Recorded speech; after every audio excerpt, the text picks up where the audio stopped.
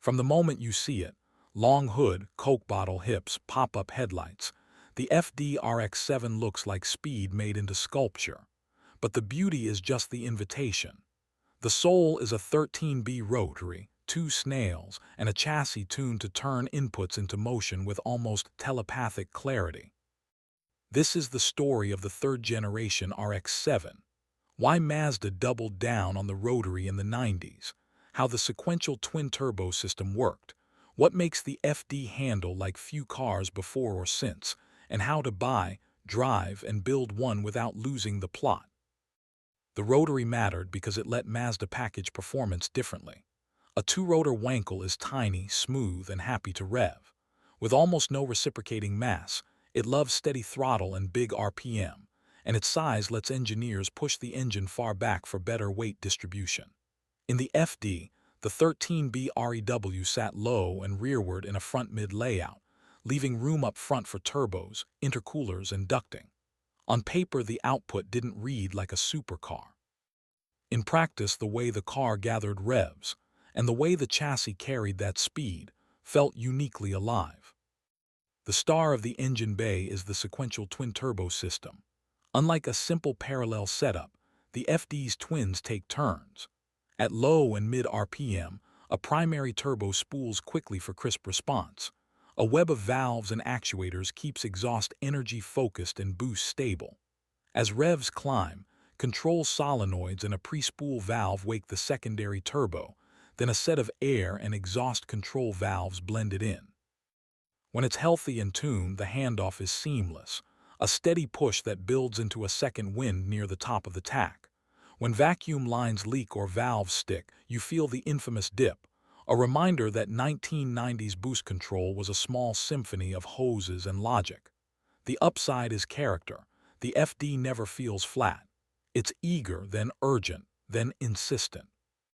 Mazda wrapped that drivetrain in a body designed as much by airflow as by aesthetics. The hood is low because the Rotary is low. The nose is rounded to cheat drag. The tail is tapered to keep the wake tidy. Underneath, smooth panels calm the air. The cabin sits just ahead of the rear axle line so the driver feels the car pivot from the hips, not the nose. Inside, the dash cants toward you, the gauges sit deep in the cells, and the short-throw shifter is exactly where your hand expects it. Even the door pulls feel like someone checked them with gloves on, and fingers cold from a dawn start. Chassis hardware backs up the promise. Double wishbones at all four corners keep the tire planted through big steering angles and over rough camber. Spring and damper rates are set for control rather than shock. The car breathes with the road instead of skittering over it. A Torsen-type limited slip finds drive without the clunkiness of a locker. Steering is quick but never nervous, with genuine on-center feel.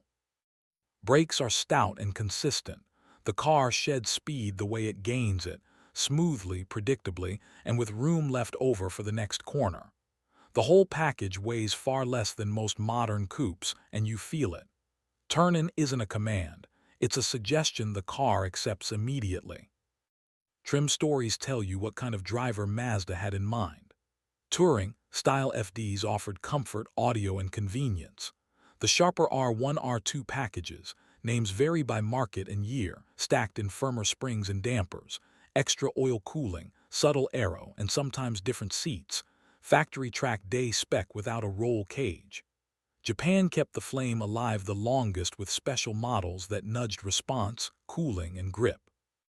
The last hurrah was the Spirit R, a celebration run with lightweight wheels, fierce brakes, tighter seats, and the feeling of a car completed rather than revised. Whatever badge sits on the tail, the personality is consistent, poised, communicative, elastic. On a good road, the FD teaches technique. You brake in a straight line with one confident squeeze. You release as you turn so the nose keys in. You feed throttle early and let the diff pull you through. The turbos add a second beat to each straight. The car rewards small, early inputs. It punishes late, big ones. That honesty is addictive because it makes you better. In the wet, the balance is an ally rather than a dare.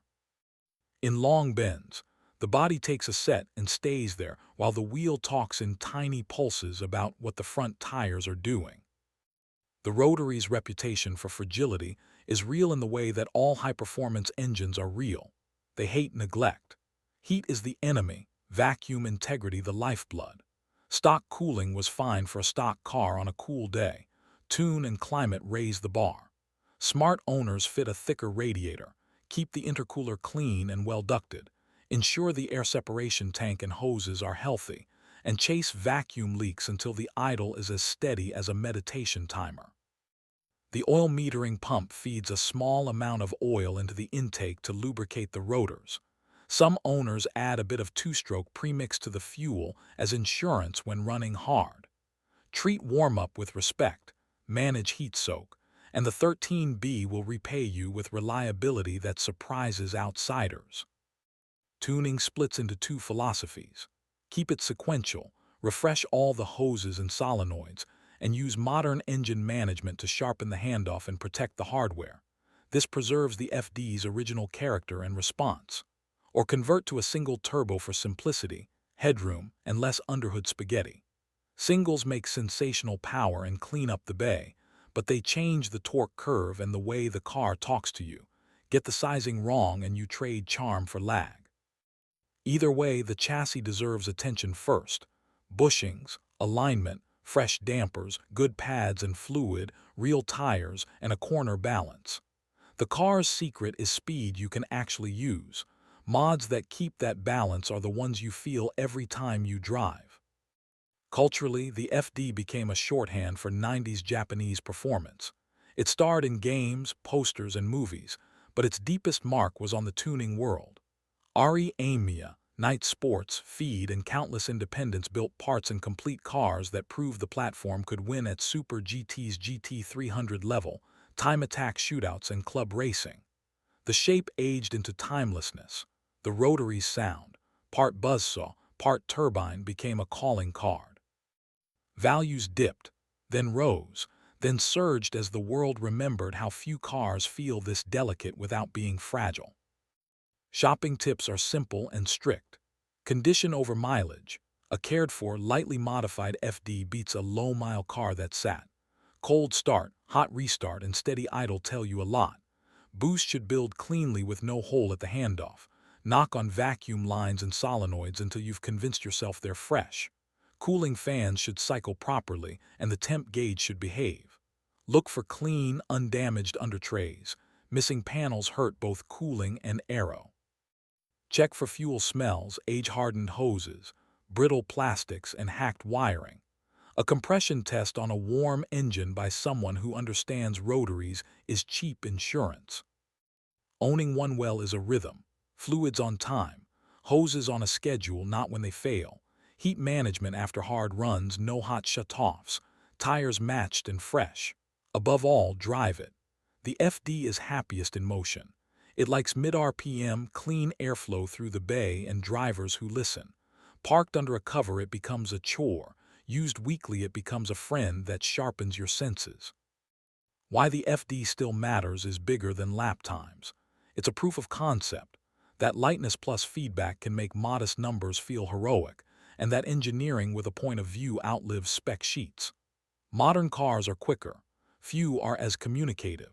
The RX-7 doesn't just entertain, it educates.